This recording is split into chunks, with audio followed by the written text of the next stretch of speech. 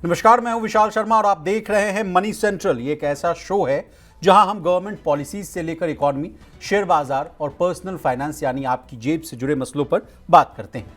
इन मसलों को आसान भाषा में विस्तार से समझाने के लिए हमारे साथ मौजूद हैं हमारे सहयोगी और वरिष्ठ आर्थिक पत्रकार प्रवीण शर्मा सर, आपका मनी सेंट्रल में बहुत स्वागत। धन्यवाद विशाल।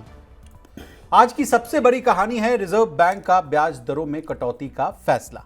इससे कर्ज सस्ते होने का रास्ता जो है वो साफ हो गया है। रिजर्व बैंक की मॉनेटरी पॉलिसी में लेकिन कुछ चिंताएं भी जाहिर की गई हैं। तो इस पूरे मसले पर आज करेंगे चर्चा। बात करेंगे स्काई मेट के मॉनसून को लेकर आए अनुमान की। इसके साथ ही आज बात होगी टैरिफ की। चीन के साथ ट्रेड वार शुरू हो चुकी है। भारत की कंपनियां किस तरह से हर मुमकिन कोशिश में है कि टैरिफ लगने से पहले ज्यादा से ज्यादा सामान जो है अमेरिका भेजा जा सके। इसे भी डिस्कस करेंगे और साथ में बात करेंगे टैरिफ की मार क्या सरकारी खजाने पर भी पड़ने जा रही है। चलिए फटाफट करते हैं मनी सेंट्रल की शुरुआत। आरबीआई ने मॉनेटरी पॉलिसी पेश कर दी है। ब्याज दरें घटी है। इसमें महंगाई से लेकर दूसरी कई अहम बातें की गई। अब इसमें कुछ फिक्र भी जाहिर की गई। मेरा आपसे सवाल है प्रवीण सर कि रिजर्व बैंक ने रेट कट तो किया, लेकिन कौन से चिंताएं हैं जो बताइए। बिल्कुल, देखिए, आज जब आरबीआई गवर्नर संजय मल्होत्रा ने मॉनेटरी पॉलिसी पेश की तो एक तो बड़ी सौगात आम लोगों को ये मिली कि जो 6.25% पर रेपो रेट था उसको और 25 बीपीएस घटाया गया और 6% पर रेपो रेट को कर दिया गया जी। ये एक बड़ी सौगात मिली जिसका असर आने वाले दिनों में लोगों के ईएमआईज पर दिखाई देगा। हालांकि जो फिक्स्ड डिपॉजिट हैं वहाँ पर भी लोगों को इसका थोड़ा सा जेब पर असर होगा, जहाँ पे कि फिक्स्ड डिपॉजिट्स की रेट कम हो जाएंगे जी। ये तो मोटी बात हुई जो इसको लेके है, महंगाई को लेके, ग्रोथ को लेके बात करेंगे। लेकिन एक जो बड़ी फिक्र रिजर्व बैंक गवर्नर ने जाहिर की है वो है टैरिफ को लेके। इस वक्त जो दुनिया में अनिश्चितता पैदा हुई है ट्रंप की वजह से, जो उन्होंने जिस तरह के टैरिफ्स लगाए हैं, जिस तरह से पूरी दुनिया के 50-60 देशों पर ऊंचे टैरिफ लगाए हैं, भारत भी उनमें शामिल है, 26% का टैरिफ लगा है, उसका असर भारत की इकोनॉमी पर पड़ने की साफ बात संजय मल्होत्रा ने कही है। उन्होंने साफ तौर पर यह भी कहा है कि हमारे सामने इस वक्त महंगाई चिंता नहीं है, अब चिंता बड़ी है टैरिफ का असर इकोनॉमी पर क्या होगा। अमेरिका में अगर मंदी आती है, अमेरिका में अगर रिसेशन आता है तो उसके रिपल इफेक्ट भारत के बाज़ारों पे, भारत की इकोनॉमी पर भी दिखाई देगा। एक्सपोर्ट्स को लेकर चुनौतियां सामने आएंगी क्योंकि दुनिया भर के मार्केट्स में जब कम ट्रेड होगा, अमेरिका जब सामान नहीं जाएंगे तो उसकी चुनौती हमारे एक्सटर्नल फ्रंट पर आएगी। और इस वक्त की सबसे बड़ा जो चैलेंज है वो यही है। और इसी टैरिफ के चक्कर में या टैरिफ की वजह से आरबीआई को ग्रोथ का जो अनुमान है वो भी इस साल के लिए 6.7% से घटाकर 6.5% करना पड़ा है। तो कुल मिलाकर इस वक्त बाजार से लेकर हर जगह, चाहे बैंकिंग हो या आरबीआई का जो पूरा का पूरा मॉनेटरी पॉलिसी का फ्रेमवर्क है, वहाँ पर टैरिफ सबसे ज़्यादा हावी होता हुआ दिखाई दे रहा है। विशाल सर, अभी हम आपसे चर्चा भी कर रहे थे, आप कहते कि 1 लाख करोड़ रुपए का नुकसान हो सकता है इस टैरिफ की वजह से। वो कौन सी रिपोर्ट थी जिसके बारे में आप वो सरकार के खजाने पर असर इसका दिखाई दे सकता है, जो कि हमने हमारी स्टोरीज में भी एक पार्ट है उसका कि किस तरह से टैरिफ के चलते सरकार के रेवेन्यू पर तगड़ा झटका पड़ता हुआ नजर आ रहा है अब। जी जी। चलिए आगे बढ़ते हैं। रिजर्व बैंक ने रेट कट की एक बड़ी सौगात दी, तो इसके पीछे महंगाई के कंट्रोल में रहने की भी उम्मीद शामिल है। 1 जून से 30 सितंबर तक देश में मानसून रहता है और मानसून के बढ़िया या खराब रहने पर महंगाई से लेकर आर्थिक ग्रोथ तक सब कुछ इसी पर टिका हुआ।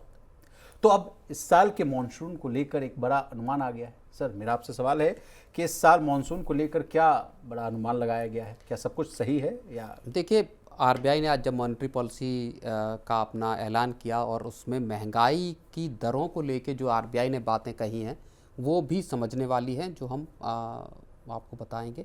एक तो उन्होंने कहा पहले क्वार्टर में जो महंगाई की दर है वो 4.5% से घटाकर 3.6% कर दी है, एक चीज़। दूसरे क्वार्टर में महंगाई दर को 4% से घटाकर 3.9% कर दिया है।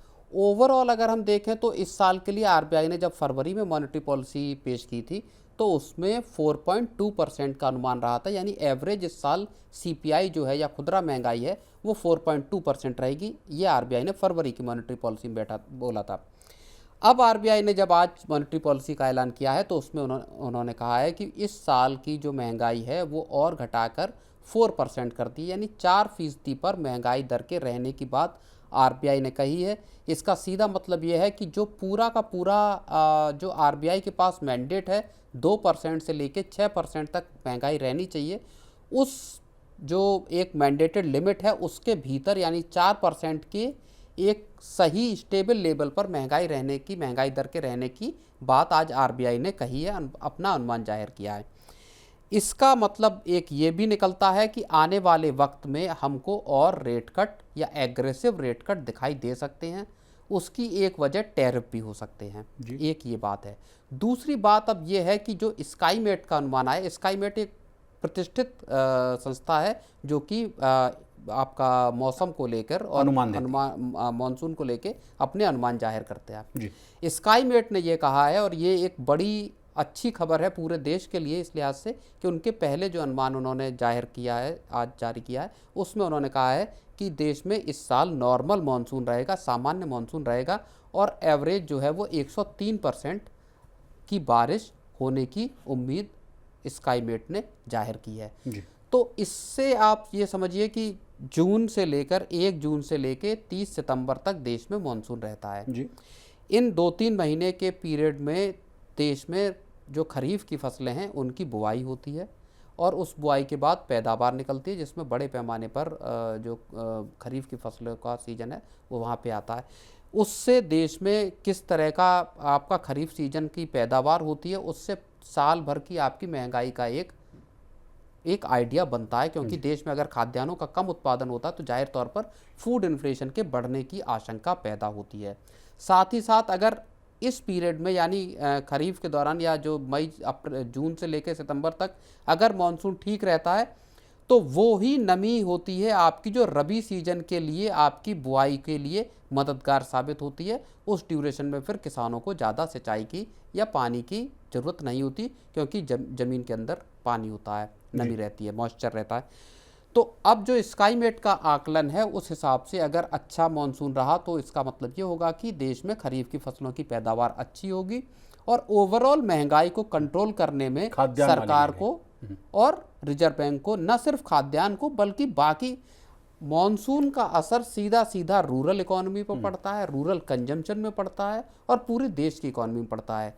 क्योंकि अगर खरीफ की फसलें अच्छी होती हैं तो किसानों के पास अच्छा पैसा पहुंचता है फसलों का, और उसका असर ये होता है कि चाहे एफएमसीजी हो, चाहे ट्रैक्टर हो, चाहे 2 व्हीलर हो, बाइकों की बिक्री हो, या दूसरे जो सामान है, गुड्स हैं, उनकी बिक्री हो, वो पूरी बिक्री, कंजम्पशन, वो सारा का सारा आपका खरीफ सीजन की पैदावार पर टिका होता है। जी, और मानसून के अच्छे रहने की उम्मीद से सर शेयर बाजार में भी एक बड़ा पॉजिटिव नोट जाएगा, उस बहुत ही अच्छी गुड न्यूज़ मानी जाएगी। बिल्कुल, एफएमसीजी कंपनियां या बाकी ऑटो सेल्स हैं, ये सारे, जैसे कि आज एक तरह से हम माने कि अच्छे मानसून रहने की खबर के साथ आरबीआई ने जो रेट कट दिया है वो पूरा का पूरा आपका जो ऑटो सेक्टर हो, एफएमसीजी सेक्टर हो या वाइट गुड्स हो, इनकी कंपनियों के लिए एक फ़ायदेमंद चीज़ है, जहाँ पे कि लोगों के पास अब जेब में अगर ज़्यादा पैसा बचेगा, लोग ज़्यादा कर्ज लेंगे तो उसका असर पूरी इकोनॉमी में दिखाई देगा, कंजम्पशन भी बढ़ेगा, जिसकी मुसीबत से पिछले लगभग सितंबर से आप समझ लीजिए कि देश जूझ रहा है। जी। और आखिर में बात करेंगे टैरिफ की। चीन और अमेरिका टैरिफ के मसले पर भिड़ते हुए नजर आ रहे। अमेरिका के चीन पर 104% टैरिफ ठोकने के ऐलान के बाद चीन ने अपनी चाल बदल दी। दूसरी तरफ भारत भी इस मुसीबत से निपटने की कोशिशों में लगा हुआ है। एक्सपोर्टर्स अमेरिका को सामान भेजने में तेजी दिखा रहे हैं। बीते एक हफ्ते में बड़े सी पोर्ट्स और एयरपोर्ट्स पर कार्गो वॉल्यूम 18 से 22% बढ़ गए। लेकिन इसके साथ ही एक बड़ी चिंता ये भी दिख रही है कि सरकारी खजाने को भी टैरिफ की चोट लग सकती है। मेरा आपसे सवाल है सर कि चीन और अमेरिका में कड़ी जंग जो है वो छिड़ती हुई नजर आ रही है, क्या है ये पूरा मामला? देखिए, चीन पर अमेरिका ने अभी कल 104% का टैरिफ लगा दिया। उन्होंने कहा कि आपने रिटेलिएटरी मेजर कल से लागू होगा। हाँ, तो 34% का चीन ने बराबर का रेसिप्रोकल टैरिफ अमेरिका पर लगा दिया, जितना अमेरिका ने लगाया था 2 तारीख शुरुआत में चीन पर। तो उसके बदले में कल चीन ने उस पर जवाबी कार्रवाई की और अमेरिका पर 34% का लगा दिया। उसके बाद अमेरिका ने 104% का टैरिफ करने का ऐलान कर दिया कि ठीक है, आपने हमारे खिलाफ एक्शन लिया है तो हम आप पर और टैरिफ लगाएंगे। 104% का टैरिफ हो गया। अब चीन ने दो चीज़ें की इसमें। एक तो चीन ने एक तरफ ये कहा कि हम अपने हितों को सुरक्षित रखेंगे और उस हिसाब से अपना काम करेंगे। साथ ही साथ चीन ने ये भी कहा कि हम अमेरिका के साथ ट्रेड पर बातचीत करना चाहते हैं। कोई भी जो मसला है ट्रेड से जुड़ा हुआ, उसको हम बातचीत के साथ सुलझाना चाहते हैं। मतलब डायलॉग ओपन है। डायलॉग का रास्ता चीन ने अपनाने की बात कही। चीन का जो सरकारी विभाग है, उन्होंने एक वाइट पेपर भी जारी किया जिसमें उन्होंने बताया कि किस तरह के अमेरिका के जो टैरिफ हैं वो किस तरह से अब्यूज़ है, किस तरह का इम्प्लीकेशन होगा और क्या चीन करना चाहता, उन्होंने उसकी जिक्र किया। उसमें ही ये बात कही कि हम चाहते हैं कि सारे मसले जो है वो बातचीत के जरिए हल किए जाए। यानी चीन ने एक नरम रुख अपना ओपन कर रखा है जी। लेकिन आज चीन ने उसके साथ ही साथ 50% का टैरिफ और एडिशनल लगा दिया और 84% का टैरिफ कर दिया अमेरिका के ऊपर। यानी अब जो पूरी लड़ाई है 104 वर्सेस 84 की हो गई। बिल्कुल। अब देखिए, इसको अगर हम देखेंगे तो सीधे तौर पर चीन और अमेरिका के बीच में एक टैरिफ वॉर खुलती हुई नज़र आ रही है। एक वॉर अब आप समझ लीजिए कि छिड़ रही है दोनों देशों के बीच में। एक्सपर्ट ये मान रहे हैं कि जो देश पहले ब्लिंक करेगा, यानी चीन और अमेरिका में से कौन है ऐसा जो पहले थोड़ा सा झुकता है या जो पहले थोड़ा सरेंडर करने के मूड में आता है, जो पहले झुकेगा, पहले ब्लिंक करेगा, वो इस पूरे टैरिफ की जंग है उसमें हारता हुआ दिखाई देगा। इस चीज़ की का जिक्र जो है वो कई एक्सपर्ट कर रहे हैं।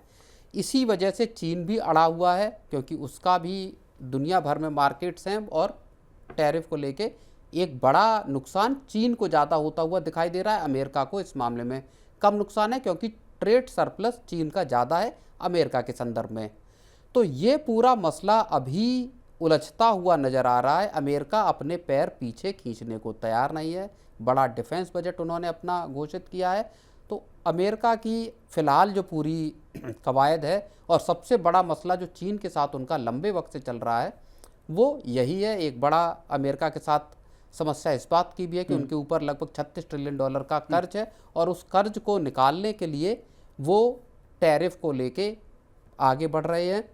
दूसरी तरफ चीन के पास प्लान ये है कि चीन अपने पास मौजूद, चीन दुनिया में सबसे बड़ा अमेरिकी ट्रेजरी होल्डर है। मतलब अमेरिका के बॉन्ड, दुनिया भर के देश अमेरिकी बॉन्ड खरीदते हैं और उस बॉन्ड पे और उनको ब्याज मिलता है। चीन उसमें सबसे आगे। चीन के पास सेफ माने जाते हैं अमेरिकी बॉन्ड। आपके पास अगर हैं तो वो सेफेस्ट आपका इन्वेस्टमेंट है।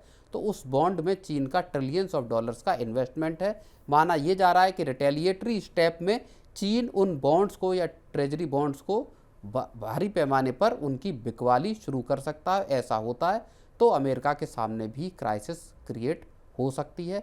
दूसरी तरफ चीन ने ये भी कहा है कि जो अपना युआन है उसको वो और गिरने देना नहीं चाहता। चीन ने अपने जो स्टेट वाले बैंक हैं, सरकारी बैंक हैं, उनसे कह दिया है कि वो डॉलर की खरीद से पीछे हटें, डॉलर न खरीदें ताकि युआन को गिरने से रोका जा सके। तो चीन कई मोर्चों पर एक साथ काम कर रहा है जिसमें वो भारत के साथ भी ट्रेड डील को लेके आगे बढ़ना चाहता है कि भारत के साथ उसके संबंध सामान्य हो। अभी हाल में बयान आया है कि चीन चाहता है कि जो मिलिट्री का जो स्टैंड ऑफ है भारत के साथ उसको ख़त्म किया जाए और उसमें मिलिट्री उसकी एक तरह से जो बयान आया है कि चीन तैयार है जो लद्दाख का पोर्शन है वहाँ पर वो अपने बैकआउट करने के लिए, पीछे हटने के लिए इस तरह की बातचीत के जरिए उनका एक पूरे तौर पर अगर हम ये समझे चीन भारत के साथ अपने विवादों को लेके अब नरम होता नज़र आ रहा है। चीन चाहता है कि अमेरिका में जो उसका मतलब लैंड डिस्प्यूट को थोड़ा पीछे रखते हुए अब चाह रहा है कि जो डिप्लोमेटिक रिश्ते हैं उसको मजबूत किया जाए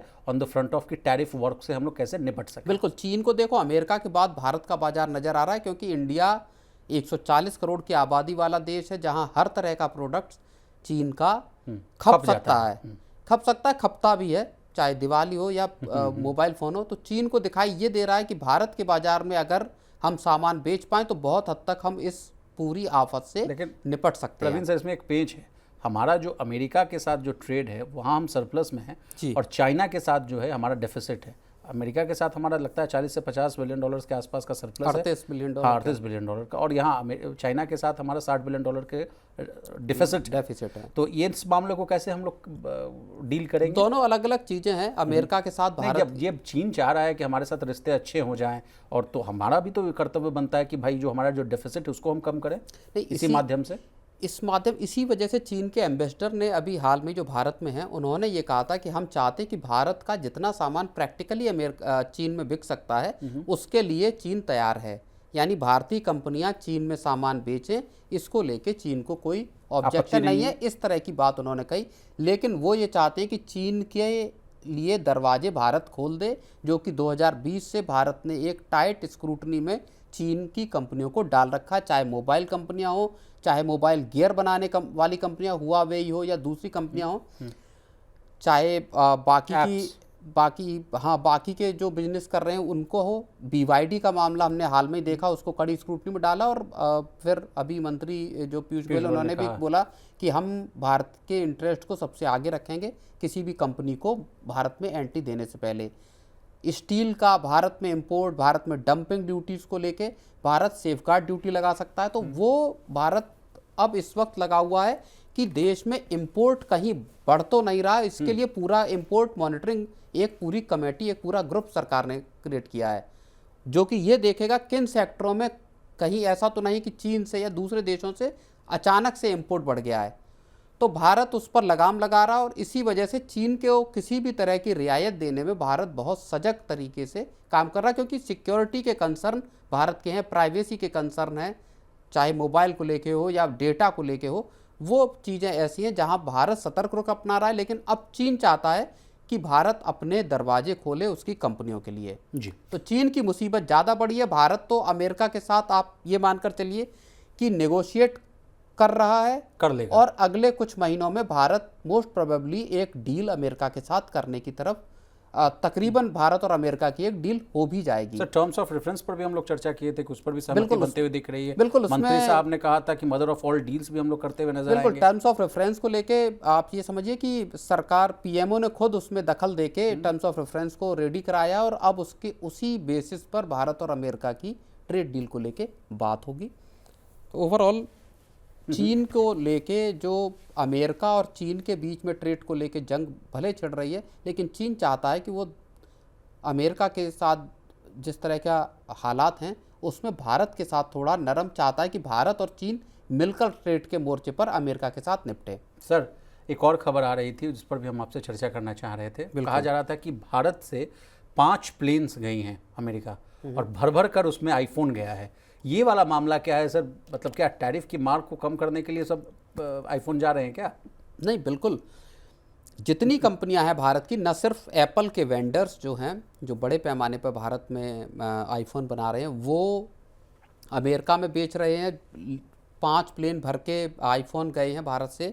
खबर ये भी आ रही कि अमेरिका में जब टैरिफ लग जाएंगे उसके बाद आईफोन 16 प्रो की कीमत तकरीबन 30% बढ़ जाएगी अमेरिका में।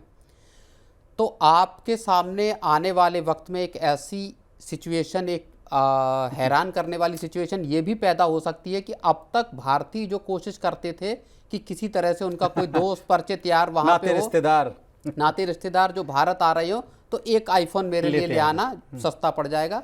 अब हम इसका रिवर्स होता हुआ देख सकते हैं कि अमेरिका में लोग ढूंढें कि यार कोई भारत से अगर आ रहा हो तो एक आईफोन लेकर हमारे लिए चला है, क्योंकि 30% का डिफरेंस बहुत बड़ा डिफरेंस है। 30% का तो ऑफ मिलता है सर फ्लिपकार्ट पे, अमेजन पर, और आदमी ग्रैब करने की कोशिश करता है कि हाँ भाई बिग बिलियन डेज आ गया तो लपक ले हम लोग। लेकिन अब देखिए कैसा स्थिति बदल गई सर। आज अब एक वक्त था कि जब हम लोग कहते थे कि अमेरिका को अगर सर्दी होती है तो पूरे दुनिया को ना कोल्ड आ जाता है, कोल्ड लग जाता है, ठंडी लग जाती है। लेकिन अब चीज़ें देखिए किस तरह से बदलती हुई नजर आ रही है। नहीं, वो सर्दी तो खैर अभी भी लगती हुई नजर आ रही, क्योंकि अमेरिका में रिसेशन आएगा या अमेरिकन मार्केट्स अगर टूटते हैं तो वो पूरी दुनिया पे उसका असर आएगा। जो आरबीआई भी कह रहा है कि यहाँ पे भी मार्केट्स की या इकोनॉमी की हालत ख़राब हो सकती है अगर अमेरिका रिसेशन के दौर में जाता है। लेकिन अगर हम बात करें आईफोन की, तो 5 शिपमेंट गए हैं जहाज़ से। जल्दी पहुँचाने के लिए भारतीय जो एक्सपोर्टर्स हैं वो भी लगे कि इससे पहले कि जो टैरिफ की डेडलाइंस लागू हों, आज 9:30 बजे से शुरू हो गए, उससे पहले अपने शिपमेंट्स कर देना चाहते हैं आप समझिए कि पिछले एक हफ्ते में जो सी पोर्ट हैं या एयरपोर्ट्स हैं कार्गो वहाँ वैल्यू पर कार्गो की जो लदान है वो 22% का इजाफा हुआ है नहीं सर, इतना भारत जल्दी में। पहुंच जाएगा क्या, मान लीजिए? नहीं, उसमें एक नियम है कि अगर आपका शिप लोड हो गया है या ट्रांजिट में है तो उस पर वो आपके टैरिफ लागू नहीं होंगे। लेकिन सर बीच में हम लोग मनी सेंट्रल में भी चर्चा किए थे कि अब अमेरिका वसूलने की बात कर रहा था कि अगर बीच में भी आपके कोई कार्गो प्रोडक्ट्स हैं तो उस पर भी हम लोग लेवी लेंगे, उस पर चार्ज नहीं, लेंगे। फिलहाल लेकिन ये है व्यवस्था कि अगर आपका इन ट्रांजिट है शिपमेंट या आपका पोर्ट पे लोड हो गया है उस पर ऊंचे टैरिफ नहीं लगेंगे। और इसी वजह से इंडियन एक्सपोर्टर्स चाहते हैं कि जल्दी से जल्दी अपना सामान जितना अधिकतम भेजा जा सकता है उतना भेजा जाए, और इसी वजह से मार्च में जो शिपमेंट है उसमें भी इजाफा होता हुआ दिखाई दिया है। लेकिन सर आप कह रहे हैं कि अमेरिका में मंदी का डर है, लेकिन अमेरिका सुधरता हुआ तो दिख नहीं रहा है। टैरिफ किंग साहब ने कह दिया कि भाई अब फार्मा जो बचा हुआ है टैरिफ से उस पर भी हम आपको कभी ना कभी हम स्ट्राइक मार सकते हैं, तो तैयार रहिएगा। नहीं, अब उनका तो कहना ये है कि हमको टैरिफ की वजह से हर दिन $2 बिलियन मिल रहे हैं हाँ ट्रंप को। हाँ। लेकिन इन सब का रियल इफेक्ट अगले कुछ महीने में, अगले 5-6 महीने अगर टैरिफ लगे रहते हैं, अगर टैरिफ पे पॉज नहीं होता तो अगले 4-5 महीने या बहुत मिनिमम भी अगर हम देखें तो कम से कम आप 3 महीने ये मानकर चलिए कि 3 महीने बाद एक सही पिक्चर उभरती हुई दिखाई देगी जहां ये पता चलेगा कि टैरिफ का असर पूरी दुनिया पर, दुनिया भर के कारोबारों पर किस तरह से पड़ रहा है। अगर अमेरिका मंदी की गिरफ्त में जाता है, अगर वहाँ के मार्केट्स में तेज गिरावट आती है तो क्या ट्रंप अपना फैसला वापस लेंगे? क्या अमेरिका को होने वाले फ़ायदे से ज़्यादा नुकसान होगा? अगर दुनिया एक तरफ लामबंद हो जाती है और अमेरिका एक तरफ खड़ा हो जाता है तो अमेरिका किस सिचुएशन में होगा? क्या उसका फ़ायदा होगा उसे या नुकसान होगा? जाहिर तौर पर चीज़ें अच्छी नहीं होंगी अमेरिका के लिए पूरा का पूरा। अगर हम ट्रेड का हिसाब किताब देखें तो उस हिसाब से तो इतने ऊंचे टैरिफ में दुनिया भर को में उथल पुथल जो है वो जरूर पैदा। मार्केट एक्सपर्ट से भी बात कर रहा था सर, वो कह रहे हैं कि विशाल जी पिक्चर कहीं और जाती हुई दिख सकती है। मान लीजिए कि अभी तो 104 वर्सेस 84 चल रहा है, ये जाते हुए 1000 पर भी जा सकता है। कोई 1000 कर देगा टैरिफ, कोई 2000 कर देगा। ये लड़ाई जो है अनगिनत दौर पर चलती हुई नजर आ सकती है। लेकिन इस सब के बीच देखिए, अगर कल ही 104% का जो टैरिफ लगाया गया अमेरिका में, 5% उन्हीं का बाजार गिर गया। नहीं तो अमेरिका तो ये भी कह रहा है कि दुनिया के 50 देश उसके साथ ट्रेड डील करने के लिए गिड़गिड़ा रहे हैं, लेकिन आउट ऑफ 200 कंट्रीज 85 कंट्री ने चाह रहे हैं। 60 देशों पे लगभग टैरिफ लगे थे अभी जब टैरिफ इम्पोज किए। ठीक है। तो 50 देश ऐसे हैं जो कि टैरिफ को लेके नेगोशिएट करना चाहते हैं, ट्रेड डील करना चाहते हैं। अब क्या अमेरिका के साथ ट्रेड डील होती है? क्या अमेरिका की जो स्ट्रेटजी है वो ये है कि एक बार भारी टैरिफ का डर दिखाओ और उसके बाद जब लोग आ जाएं तब उसका थोड़ा सा रियायत करके, लेकिन एक एडजस्टमेंट करके दुनिया के साथ एक डील भी कर ली जाए आगे चल के। तो ये भी स्ट्रेटजी का पार्ट हो सकता है कि जिसमें 2 कदम आगे चल के 1 कदम आप मतलब नेगोशिएटिंग टूल से हम मतलब आगे का जो ट्रेड है, आगे का जो डिप्लोमेटिक रिश्ते हैं उनको हम मजबूत बनाया जा सके। लेकिन इन सब के बीच इकोनॉमी कितना सफ़र करता है, ग्लोबल इकोनॉमी कितना सफ़र करता है, ये भी तो देखने वाली बात है ना। ग्लोबल अब JP मॉर्गन ने जैसे उन्होंने कहा कि 80% जो उनका एक सर्वे हुआ उसमें कह रहे हैं कि अमेरिका मंदी में जाने की कगार पर है। 80% उस चीज़ के हालात पैदा हो गए हैं। Black Monday, black Friday, 1929, great depression, तमाम तरह की बातें चल रही है। रॉबर्ट कियोसाकी साहब भी आ गए हैं, वो कह रहे हैं कि क्या होने वाला है कुछ पता तो है नहीं, लेकिन देखिए आप क्या ही कर सकते। शंकर शर्मा का थॉट मुझे याद आ रहा है, कह रहे हैं कि छोड़िए सब ट्रम्प टैरिफ सब समझना बहुत कठिन है, चुपचाप अपना पैसा लीजिए, बढ़िया FD में लगाइए, ज़मीन में खरीदिए और सोना चांदी खरीदिए। नहीं, हालांकि मूडीज़ की एक रिपोर्ट आई है आज ही जिसमें ये कहा गया है कि भारत, मलेशिया और फिलीपींस, इन 3 देशों को अमेरिका के जो टैरिफ लगे हैं उसकी वजह से जो ट्रेड का डाइवर्जन होगा उससे भारत को और मलेशिया या फिलीपींस को इनको फ़ायदा होगा। चीन, वियतनाम ऐसे जो देश हैं इनको उसकी वजह से नुकसान, कंबोडिया हो गया, इनको नुकसान होगा। भारत को इस ट्रेड की का जो पूरा हिसाब किताब हो रहा है इससे भारत को फ़ायदा हो सकता है, क्योंकि बड़ा एक ट्रेड जो है वो ऐसा है जो भारत की तरफ डाइवर्ट हो सकता है। भारत को जैसे जो मौका चीन गंवाएगा क्या वो भारत के पास मौका आ सकता है? जिन सामानों की सप्लाई अभी भी अगर आप चीन के और भारत पर लगे टैरिफ को देख लीजिए तो भारत पे 26% है, चीन पर प्लेन 34% है, अब वो बढ़ाकर उन्होंने 104% कर दिया। तो क्या इस पूरे जो गफलत है इसमें भारत की कंपनियां मौके का फ़ायदा उठा पाने में सफल होगी? नहीं, 104% नहीं, 34% है। 34% है, चीन पर प्लेन 34% है, अब वो बढ़ाकर उन्होंने 104% कर दिया। तो क्या इस पूरे जो गफलत है इसमें भारत की कंपनियां मौके का फ़ायदा उठा पाने में सफल होगी? बिल्कुल। क्या भारत 26% के टैरिफ पर अमेरिका सामान भेजने के लिए तैयार है होगा? क्या मौका मिलेगा? क्या अमेरिकी कंपनियां चीन और दूसरे देशों को छोड़कर भारत से सामान खरीदने को तरजीह देंगी?